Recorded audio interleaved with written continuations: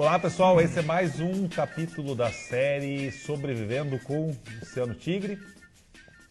E só para complementar, então é o seguinte, isso aqui são uma série de vários vídeos. Se você não viu os vídeos anteriores, sugiro que pare aqui e veja os outros para chegar até aqui sabendo sobre o que a gente está falando.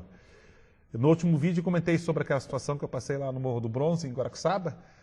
Eu estou tentando lembrar aqui quem que era que estava com a gente. Eu acho que era eu, o Silvio, o Purga, o Leandro, o Klebson, o Mister. Eu acho que estava o Daniel Ameba, o Lawrence. Tava numa turma. Tava, acho que era em 7 ou 8. Eu acho que o Alanderson também estava junto. Pessoal, se eu esqueci alguém, desculpa aí, tá? Quem lembrar, escreve aí, beleza? Mas vamos lá, isso não interessa, isso é coisa de papo de velho. Então, essas vivências naturais, elas têm desse tipo de coisa, né? De você planejar, almejar uma coisa e acontecer outra. Como isso é constante nas nossas atividades diárias, inclusive, né? De você ter a ideia do que você vai fazer, treinar para aquilo que você pensa em fazer e a coisa acontecer de forma diferente. Diante disso, eu costumo sempre falar o seguinte: não existe treinamento para uma situação real. Você pode ter, eu tenho mais de 20 anos ali de experiência e de contato ali com os meios naturais. Faz mais ou menos uns 20 anos que eu faço fogo de forma primitiva. Toda vez é um parto. E as peças estão configuradas, mas aí eu vou ter que atentar para outros detalhes. A umidade relativa do ar. Será que vai fechar o triângulo do fogo? Se eu não entender de triângulo do fogo, eu não consigo... Eu não sei o que é um triângulo do fogo. Pois é, você precisa ter 3 componentes para suprimir um incêndio ou para ter a obtenção da chama, ali, o fogo em si como um todo. Você teria que ter os 3 componentes básicos, o comburente, que é o oxigênio disponível aqui, tá. O combustível, que poderia ser a madeira, e o terceiro componente, que é uma fonte de calor, que pode ser um isqueiro, pode ser um fósforo, pode ser uma pederneira. Se você continuar buscando formas, de repente você chega aqui, ó, no atrito com madeira para criar a brasa, que é o ponto de calor. Então é uma série de detalhes, né, que englobam isso. E mesmo que você treine, não existe treinamento para uma situação real. Por quê? A situação real, dentro das nossas vivências, a gente consegue constatar isso. Acontecem coisas absurdas para as quais a gente não havia pensado, né, sequer cogitado. Então é muito comum que, diante dessa tua experiência aí, vocês tenham vivenciado ali situações para as quais vocês não... Né, quem ia imaginar que havia uma tempestade e fechar o tempo ali e dar problema? Eu já desci o Pico Marumbi e tinha gente subindo. E eu desci porque eu avistei uma formação muito grande vindo, certo. E era um cumulonimbus. Né? O cumulonimbus é a única nuvem que dá pra gente, por exemplo, o raio e o granizo. Então começou a pipocar o trovão, é uma cumulonimbus, é a pior formação que pode acontecer. Tá. O pessoal subindo, eu falei, pessoal, não sobe porque vai começar a despencar raio. Né? Continuaram subindo ali um pouco, voltaram debaixo de muita chuva, todos machucados, porque desceram perigo pra caramba, correndo, né? Porque... Para das pedras, Exatamente. Vai cair lá no inferno. É complicado. A mensagem é uma só, né? Nunca pague para ver, fora daquilo do contexto, né, que está previsto e treinado, porque você vai pagar para ver e de repente sai caro. Não. Essa é a verdadeira realidade, né? Certo. Você pode ter a experiência que eu tenho, por exemplo, né? Quanto mais vivência eu tenho, mais eu abaixo a cabeça e me curvo diante da natureza. Porque ela é a verdadeira mestra, né, dos ensinamentos em si. Você pisou lá, você é aluno e não tem conversa. Você vai toda vez aprender uma coisa nova. É verdade. Então, dentro Cada vez que eu vou para a montanha, eu volto aprendendo alguma coisinha. Sim, e você vai sendo lapidado. Vejo que eu não sabia de alguma coisa. Exatamente. A adversidade em si que a gente encontra ao fazer uma trilha ou eventualmente entrar numa situação crítica de sobrevivência, né, ela vai te lapidar. Se você sair de lá, você vai sair mais forte, com certeza. Né? A vida, em todos os quadrantes, faz isso. No mato, nas trilhas, não é diferente. Dentro de situações reais, geralmente, pessoas que se perdem. Né? Eu estou impressionado, inclusive, com a quantidade de gente que foi fazer trilha esse ano, Fábio, desde janeiro até aqui, a quantidade de gente, inclusive com experiência, que foi fazer trilha e deu errado. Sério? A gente teve pessoas ali que, infelizmente, não voltaram mais. Isso aqui no Paraná? São Paulo, Amazônia, Paraná, a gente teve incidentes no Pico Paraná esse ano. Só que, se eu comparar com o ano passado, a quantidade de gente esse ano é muito maior.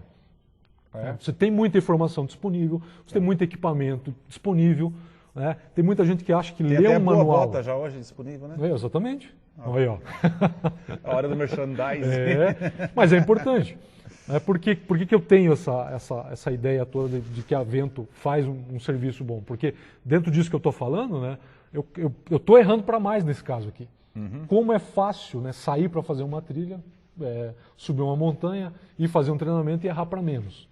Justamente porque aquilo que a gente não pensa que pode acontecer, vai lá e de repente se apresenta e resolva a situação. Entendi. A gente teve o caso aí, infelizmente, de um policial militar civil, se eu não estou enganado, de São Paulo, que também, infelizmente, veio a perecer, né, tendo o conhecimento, acabou se perdendo e encontraram, infelizmente, lá já sem vida no meio do mato. Né? Você vê que é o básico do básico, a pessoa tem um certo conhecimento, mas ele não tinha a mochila bem alocada, bem preparada, como a gente diz que tem que ter. Entendi. Né? Então, são os errinhos básicos sendo cometidos. Se a pessoa se perder no meio de uma situação real, geralmente, em 72 horas, para um desfecho, você caminha. A gente costuma dizer que ou você sai por meios próprios da situação, ou você é resgatado, encontrado de alguma forma, se você souber, inclusive, sinalizar, marcar a tua posição, ou você acaba não voltando para casa ou voltando, né, da forma que muita gente não quer voltar. Normalmente uma situação dessa ela se define então em 3 dias. Esse é o clássico, é o padrão que a gente mais vê como padrão. Em 3 dias o cenário é definido por esses 3 parâmetros aqui. Tá? Ou a pessoa sai por ela mesma, ou ela é resgatada, ou infelizmente ela vem a perecer. Claro que tem exceções, tem gente que já ficou perdida por muito mais tempo, mas aí cada caso é um caso. A gente está aqui, uma condição agora de bastante frio já nesse momento, está sentindo um arzinho frio aqui, né? E uma pergunta básica que eu faço para quem vai fazer uma trilha ou quer entender de sobrevivência. Né? Você tem a consciência de que você está perdido, já aceitou a ideia, depois de chorar um pouquinho, que você vai passar a noite no mato. Tá. O que você faz primeiro? Eu vou buscar água. Pois é, aí que está o detalhe. Não é? Não é. Se você priorizar a água, você pode fatalmente perecer por aquilo que está cometendo a gente aqui agora. A gente está sentindo, está o clima friozinho, a gente está de jaqueta. O frio mata antes que a água? Com certeza. Caramba! Disparado. Quando você estuda os casos reais de quem passou por adversidades assim, você vê que o que mais matou até hoje foi a hipotermia. E isso vem da fisiologia médica. O que mais mata é a hipotermia? É a hipotermia. Você tem, claro, outros casos. Né? Se você me perguntar aqui qual é o animal mais perigoso que eu tenho numa selva, eu vou taxativamente falar insetos. O cara vai pensar em onça, serpente, aranha, mas é impressionante como uma abelha, por exemplo, ceifa muito mais vidas todo ano do que um ataque de serpente ou uma onça. Entendi. Então, esse é o tipo de detalhe que a gente tem que levar em conta. Certo. A tua primeira linha de defesa contra um frio extremo ou calor extremo é a própria roupa. Certo. Se ela estiver molhada, você vai ter que dar um jeito de secar. E quem baliza a gente quanto a isso é a fisiologia médica. A medicina diz isso. Eu estou, na verdade, aqui passando uma ideia que vem da medicina. Como o corpo humano aguenta muito menos tempo exposto a um frio intenso ou um calor intenso, se for no deserto, né, eu preciso ter o cuidado de solucionar a hipotermia primeiro. Certo. Então, estou perdido, cara, eu vou ter que me abrigar de alguma forma. A minha primeira linha de defesa, a roupa. Primeira coisa, eu vou ter que fazer um abrigo. Eu vou ter que quebrar o meu contato direto com a natureza ali, com o ambiente, porque senão a hipotermia pode vir acarretar um problema. A gente tem uma regrinha para definir isso, que a gente chama de regra dos 3. 3 por quê? O corpo humano aguenta 3 horas exposto a um frio intenso ou calor intenso, isso seria o máximo. Uma pessoa muito bem treinada fisicamente aguentaria isso. Com 1h30 você está já no pau da viola, como a gente fala. Caramba! A fisiologia ela sente muito. Varia de pessoa para pessoa, mas 3 horas seria o máximo que você aguentaria exposto a um frio ou calor intenso. O outro 3... Calor intenso, por exemplo, de um deserto, de uma... Precisamente, 58 graus, por exemplo, no deserto. Eu tive em Doha e uma amiga minha indicou que eu fosse ver, ela morou muito tempo em Dubai, e ela indicou que eu fosse ver o sol se pôr no deserto.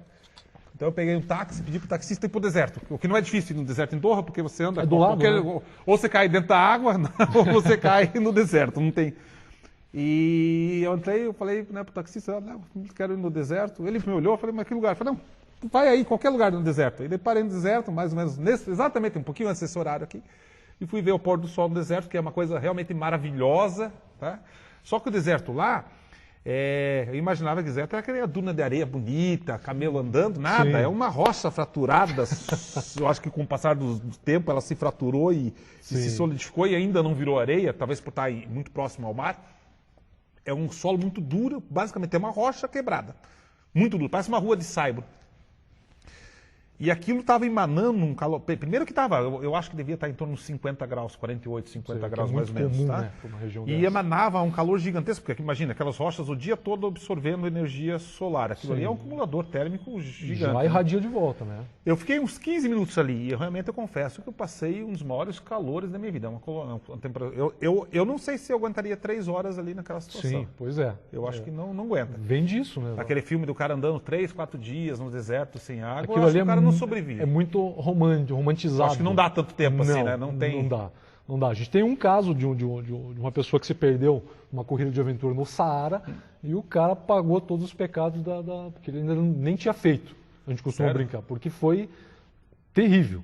Né? Ele só não morreu porque ele encontrou uma cabana de um beduíno, é um caso bem conhecido, inclusive, né? E nessa cabana ele teve um pouquinho de respiro, ele teve um pouquinho de solução.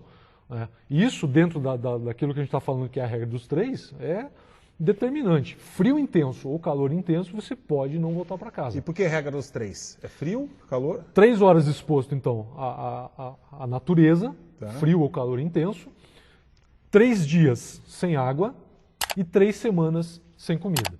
3 semanas o peão aguenta sem comer? 3 semanas sem comida.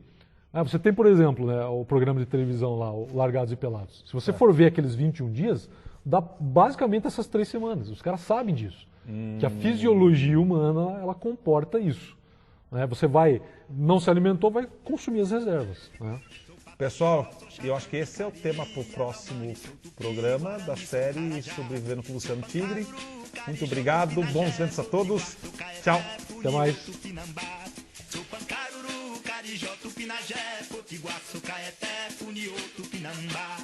Depois que os mares dividiram os continentes,